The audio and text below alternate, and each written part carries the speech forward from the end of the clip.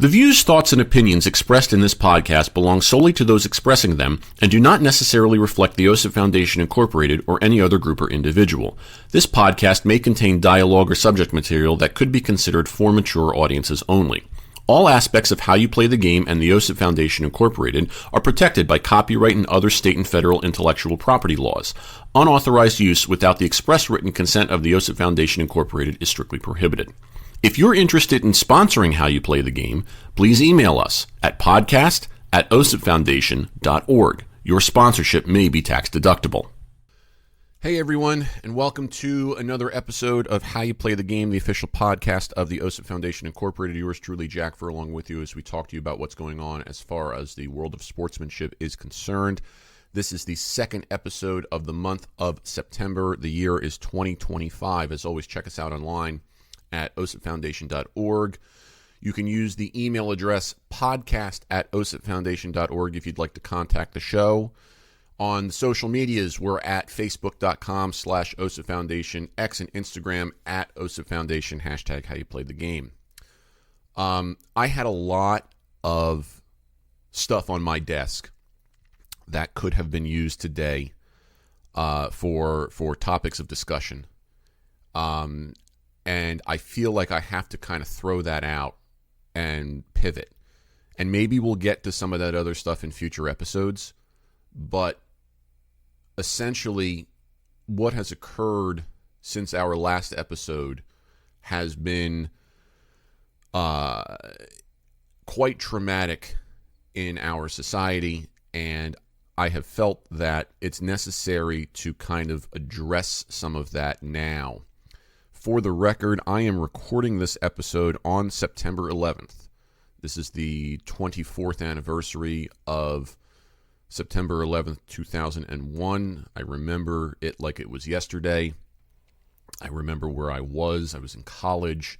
I remember so many things about that day. I don't need to go into them because I'm sure that there are people everywhere in private life, public life, people who are in the news media, every outlet, anyone with an internet connection and a voice probably has a thought on that. I am recording this at a time on September 11th where we do not know who the murderer is for Charlie Kirk. So I want to put that into perspective as well, because by the time this episode releases, that information could have very easily changed. What I would like to discuss in terms of sportsmanship is just kind of a reflection on the assassination of Charlie Kirk.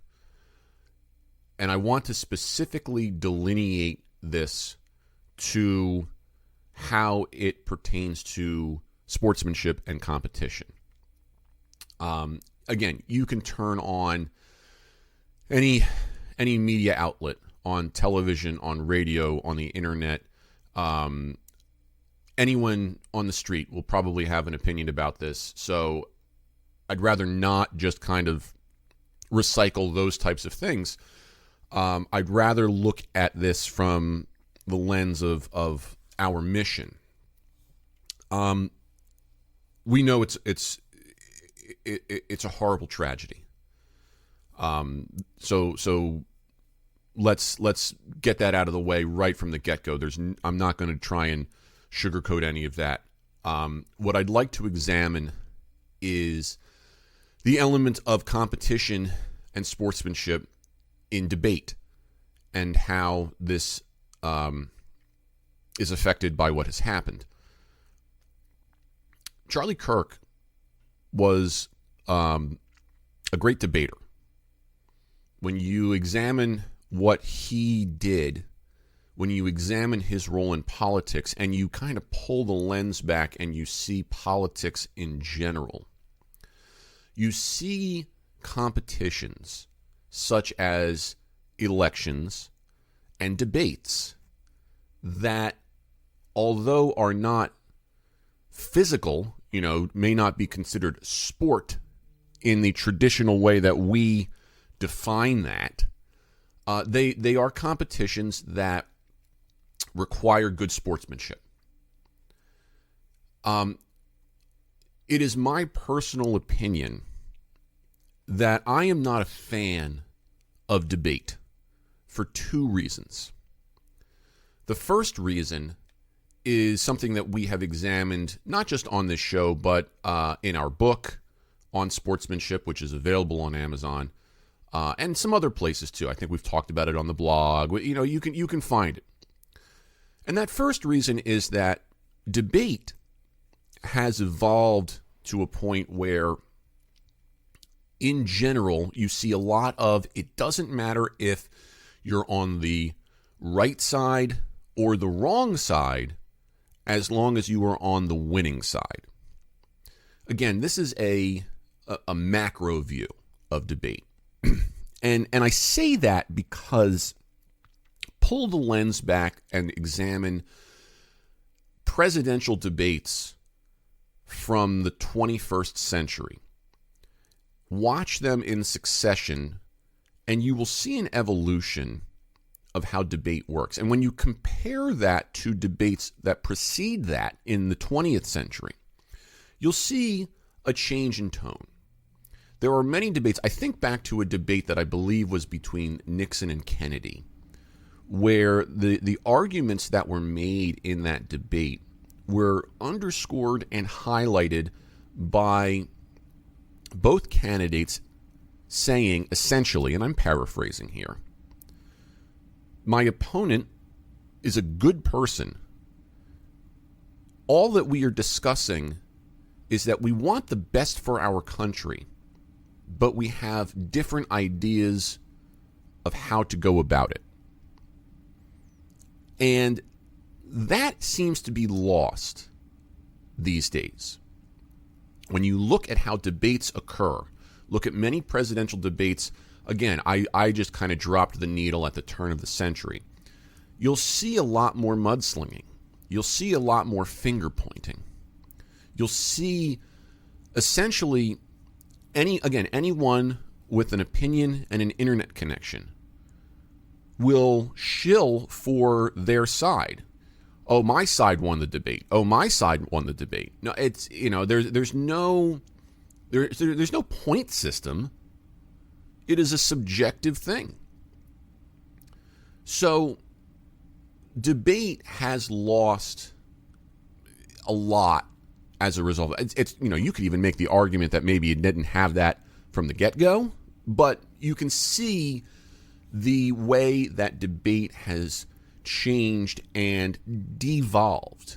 It has de-evolved into something that is a lot more harmful, I believe, than anything else.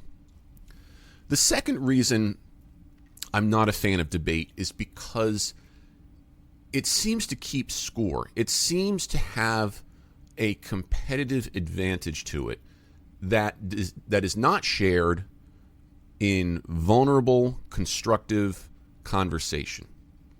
Watch any of the clips of Charlie Kirk. You'll see two very distinct types of clips. And they're very similar, I think, to discussions that are held between hosts and callers on sports talk radio. You've got two very different things. On one hand, you've got people with opposing opinions who are almost trying to prove each other wrong, and they go at it with each other.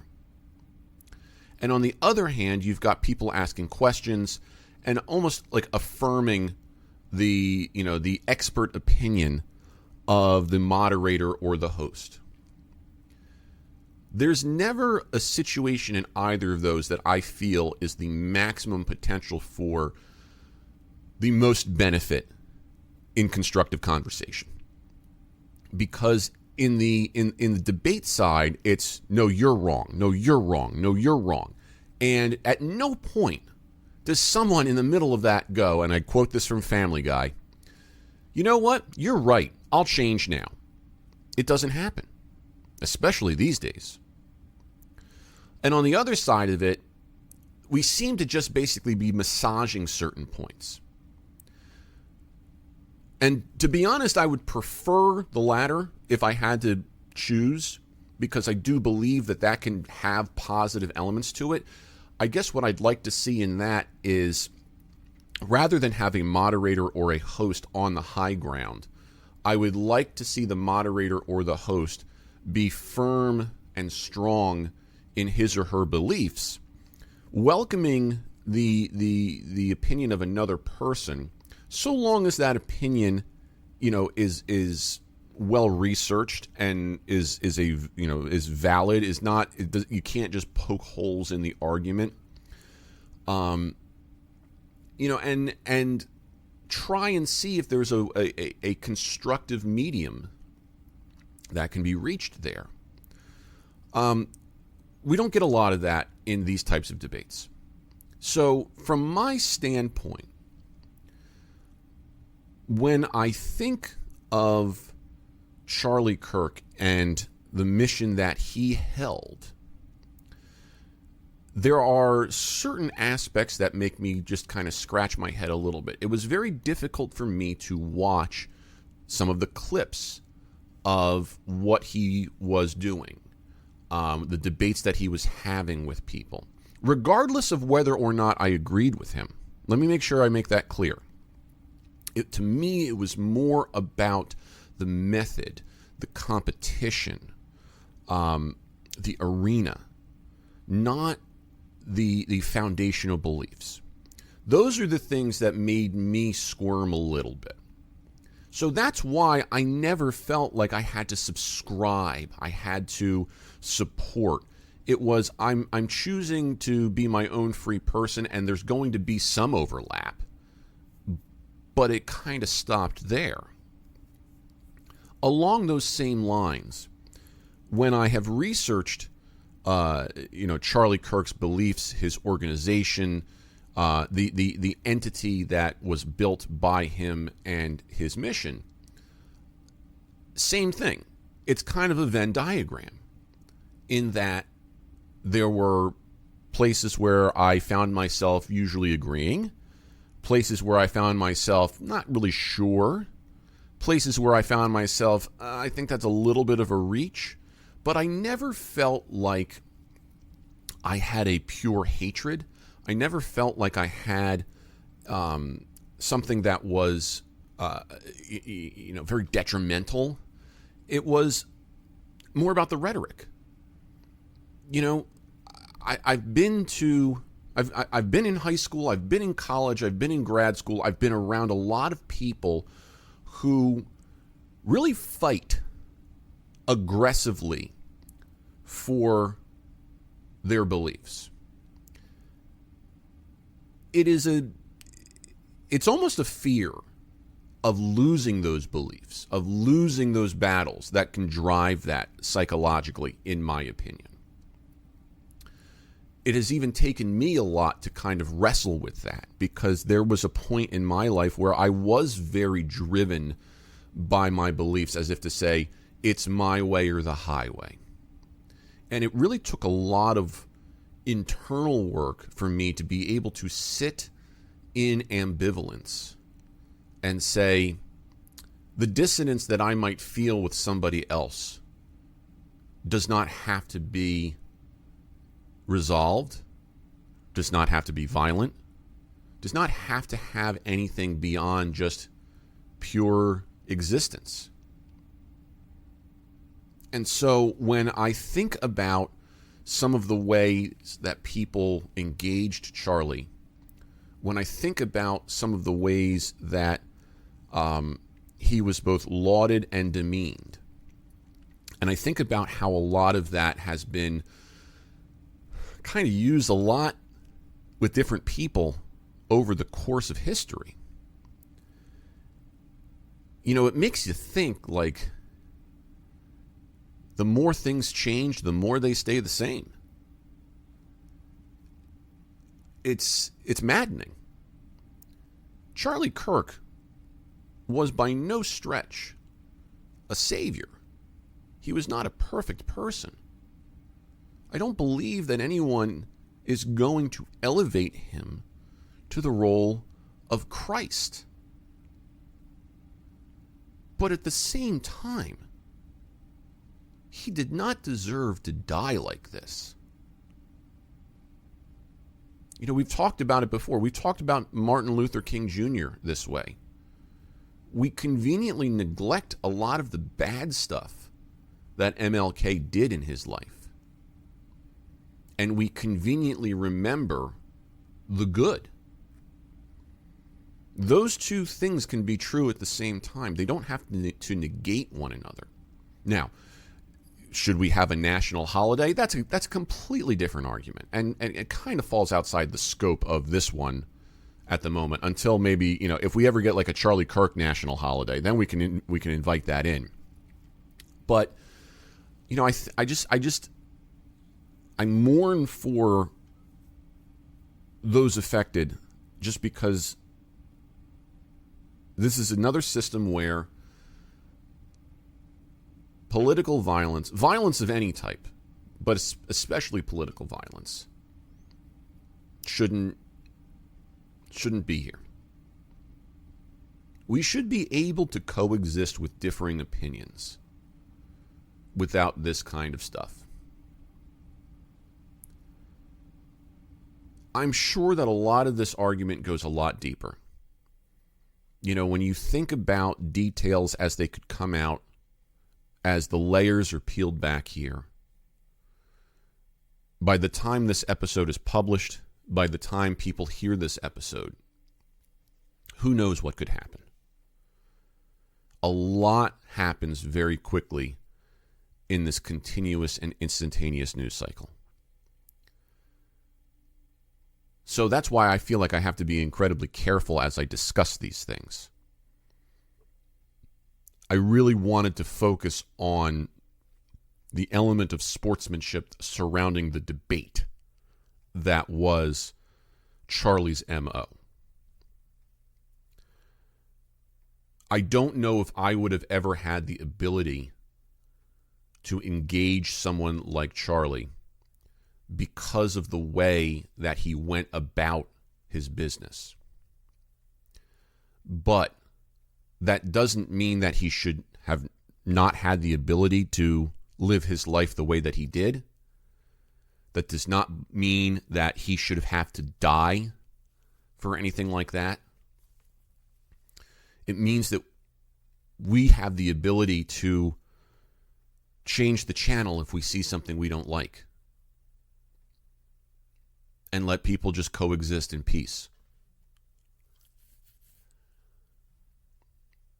I think about what would have happened if I ever met Charlie Kirk. Would I have had the ability to say to him, hey, look, why don't we sit down, get a pizza and a beer or two, and talk about these ideas? And I'd be willing to bet that we're not going to agree on everything, but we'd probably agree on a lot of things. And we would probably come to determine that it's more about, it's not what you say, it's how you say it. Would Charlie Kirk's message have been more powerful if he wasn't such a debater, if he wasn't so direct, if he wasn't so brash? It's possible. We'll never know. But there is never a reason to believe that any of this was ever justified. No person should ever have to lose their life over something like this. It's that simple. If you want to believe in capitalism, if you want to believe in the autonomy of our own choices as individuals, which is what I think Charlie would have championed, each person has the choice to change the proverbial channel. Each person has the choice to not listen, to ignore, to go do something else. And instead, some people don't choose that.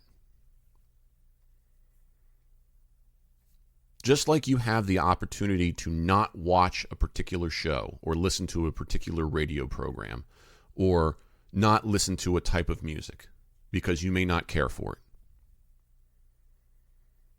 If you didn't like what he had to say, if you didn't like the way that he had to say it, you had the opportunity to go do something else. You had the opportunity to sit in your room and play video games, to read a book, to go watch a movie, to do anything.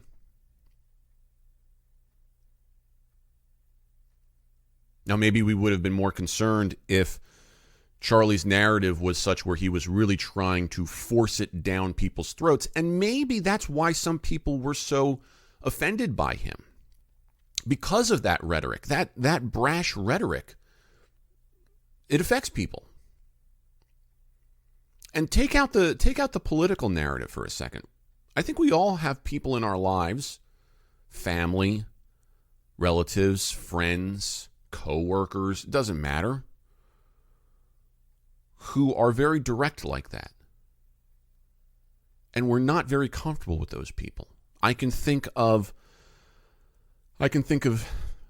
relatives that I have who I have labeled as brash and direct, that I particularly don't care for that type of discussion. I can think of colleagues, co-workers who have done that. I can think of fans. You know, I think of trivia participants who are like that. You know, like maybe they lack the social skills necessary to relate to another person. And yeah, I also recognize personally that I am on a different side of the spectrum when it comes to that. I've said it before that I know that I am a highly sensitive person.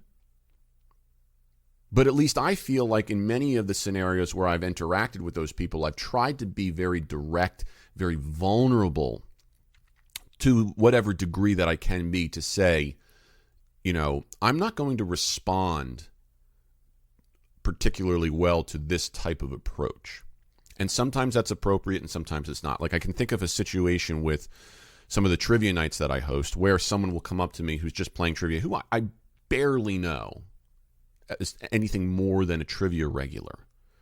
And they might say something to me, or they might act away something to me very casually that is so brash, so arrogant, that I really have to just kind of pause and leave or ignore, because I can just tell that trying to do the opposite will create a firestorm where it's just not worth it. You know, it's kind of like, and again, I know this is a little bit of apples to oranges, but it's kind of like if you run a business, if you work at a restaurant, if you're a bartender, if you're a hairdresser, if you can be anything, it doesn't even matter what the profession is. If you deal with clientele, and maybe one client says something that's a little bit off the beaten path for you, you have to make a judgment of, is it worth standing up to this person over that, or should I just kind of ignore and move on? I think about what it takes as a baseball umpire. You know, we use a generic system in confrontation, which is essentially ignore, acknowledge, warn, and eject. And again, I'm making it very general because there are plenty of different ways that you can slice the bologna a little thicker inside each of those. But that first step is ignore. And how many times do we teach that to our young kids too? When it comes to bullies, when it comes to hateful comments, sometimes the first thing we do is to just ignore, because it's not worth the fight. In fact, how many times, if we go a little deeper into that, do we learn that It was just a misunderstanding. We heard something the wrong way. So, we all know those types of people. We know that there are people who are naturally that brash, who are direct and whatnot. Maybe that's their shtick. I think to a degree that was what Charlie's shtick was. But from what I can comprehend, I understand why he adopted that and what his driving fire was. Whether you agree with it or not, there's no reason that someone should have lost his life over this. In the same way that there's no reason that Martin Luther King should have lost his life over this. In the same way that pick any other historical figure who was assassinated or whose life was cut short. Should they have lost their life over something like that? In the world of competition and sportsmanship, it should never come to that. It should never come to that on the athletic field. It should never come to that in the arena of debate.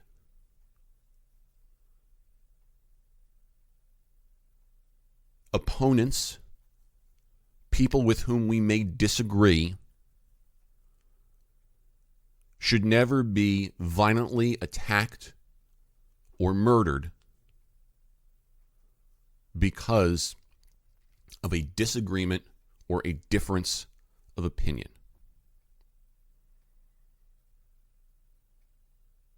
If you are violently attacked first and it's self-defense, that's a different story. But choosing to kill someone else just because you disagree with them blindly, in reality, not in a fictional world,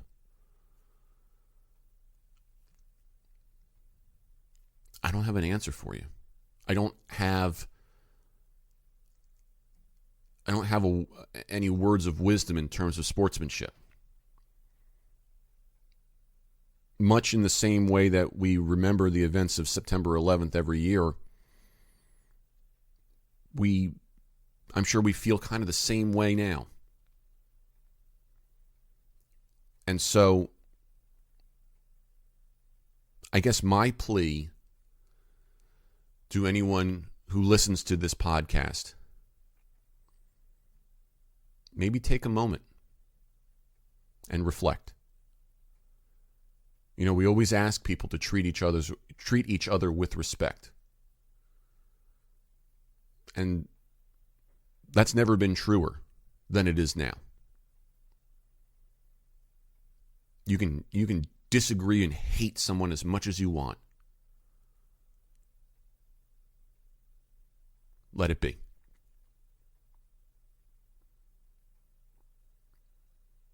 We thank you for joining us.